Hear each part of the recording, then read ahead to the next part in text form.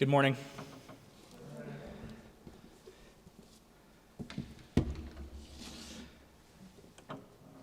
The vast majority of my study of the Greek language was absolute drudgery.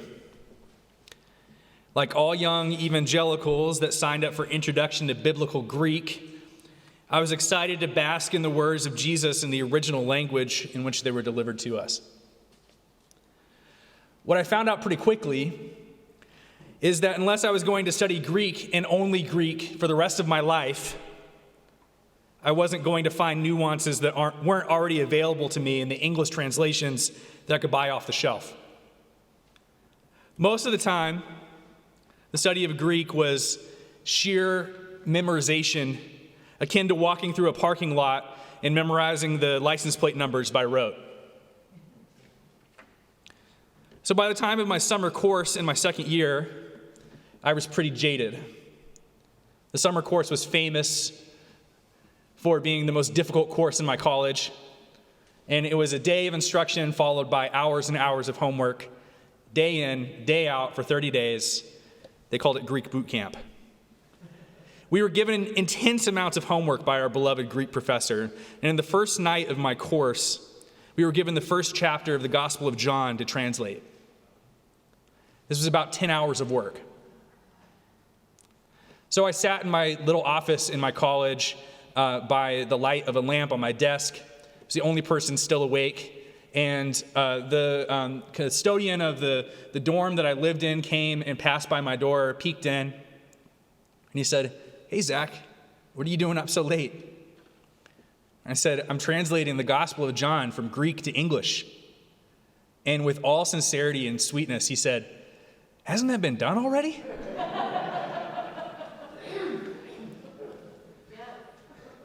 Indeed it had. And it felt pretty futile in that moment. But right about the time that my eyes were starting to gloss over, I began translating one word at a time the story of Philip telling Nathanael that he had found the Messiah. Nathanael asked Philip the familiar line, "Can anything good come out of Nazareth?" And the reply was, "Come and see."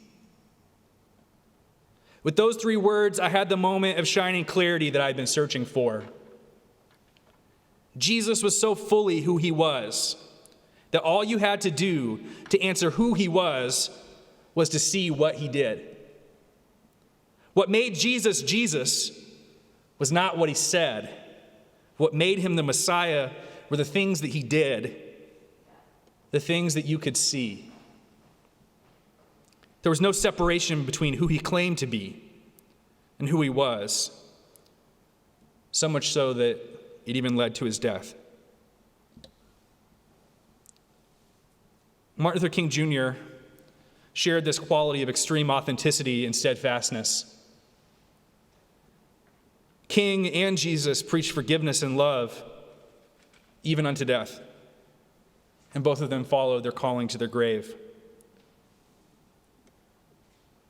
Like Jesus, Martin Luther King Jr. in his lifetime survived more than one attempt on his life. And the threat of his imminent death hung over him like a cloud.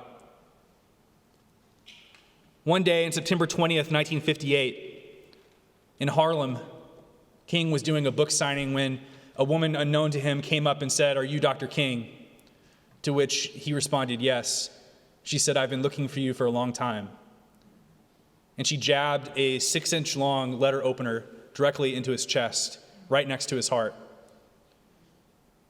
Famously, King was told after his recovery that if he had sneezed on his way to the hospital, he would have died. That's how close the knife came to touching his vital organ. The woman's name, Isola Curry. As she tried to kill him, King stayed steadfast to his calling of nonviolence. And even as he was being lifted to a gurney and Isola was being pulled off of him, he said loud enough for all to hear, "Don't hurt her. Forgive her. Don't hurt her." But those closest to King knew that he knew eventually one of the bullets that was aimed at him would hit their target. In his last public speech before he died, a speech where he spoke out against the evils of the Vietnam War, King said, "Like anybody, I would like to live a long life. Longevity has its place, but I'm not concerned about that now. I've seen the promised land. I may not get there with you, but I want you to know tonight that we as a people will get to the promised land. And I'm happy tonight. I'm not worried about anything. I'm not fearing any man. For mine eyes have seen the glory of the coming of the Lord."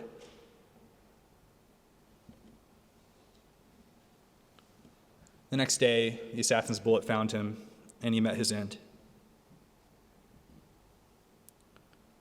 On this Sunday, when we remember the life and the legacy of King, we meet in the midst of a pandemic that has killed 396,000 people in our country alone. At the same time, a small group of extremists is threatening to bring more death by attacking Capitol buildings across the country. We learned yesterday that there were threats enough to liberal churches that the denomination that our church belongs to felt it prudent to warn that our church buildings may not be safe today. These threats are made in an attempt to intimidate and terrorize.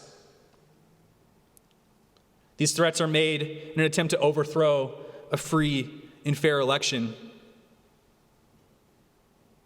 Pretty soon after church leadership met to discuss what we should do, yesterday over the phone, we shared a resolute decision. We would not capitulate to threats of violence. We wouldn't back down. But instead, we would stand in the sanctuary where our forefathers and mothers stood, with the name of the sovereign Lord on our lips and the spirit of Martin in our hearts. Amen. Somewhere along the way, our country forgot what Martin taught us. Strength is not in the amount of violence that you're able to inflict. Instead, strength is the amount of pain that you're able to endure in the name of justice and freedom. Because when I was a child, I watched the grainy black and white video of Martin telling us that he had a dream. And I was asked by my teacher at a young age what I would do if I found myself alive in 1963. And I took her question seriously, as many in my generation did. Brothers and sisters, we are in the midst of a time such as this.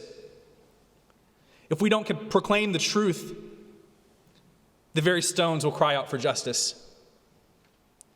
When men in military gear stormed the Capitol using symbols of slavery and anti-Semitism, it's incumbent on us, the Church of Jesus Christ, and the children of Martin, to make our voices heard.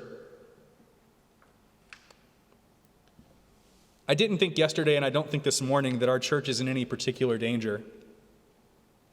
But I do think that our democracy is in danger. What we know, and what Pastor Robin pointed out to me this morning, mosques and synagogues have had to worry for the entirety of their existence. Black churches all over the country have cause to worry because for generations they've lived in fear. And to this day, there's an epidemic of black churches being burned to the ground.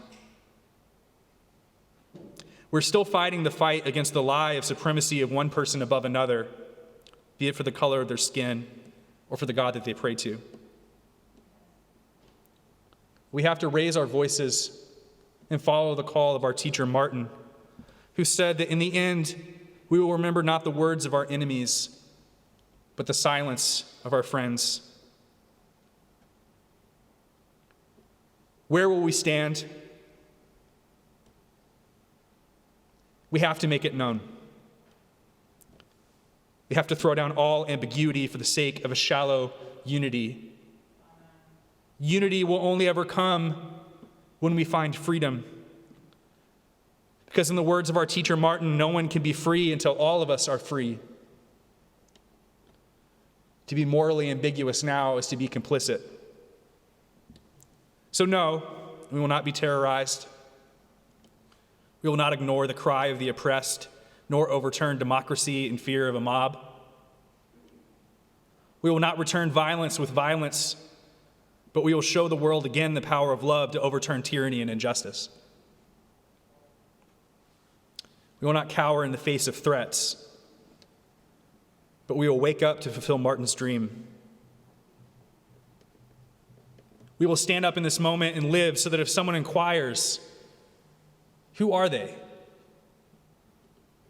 All anyone would have to say in return is, come and see. Amen.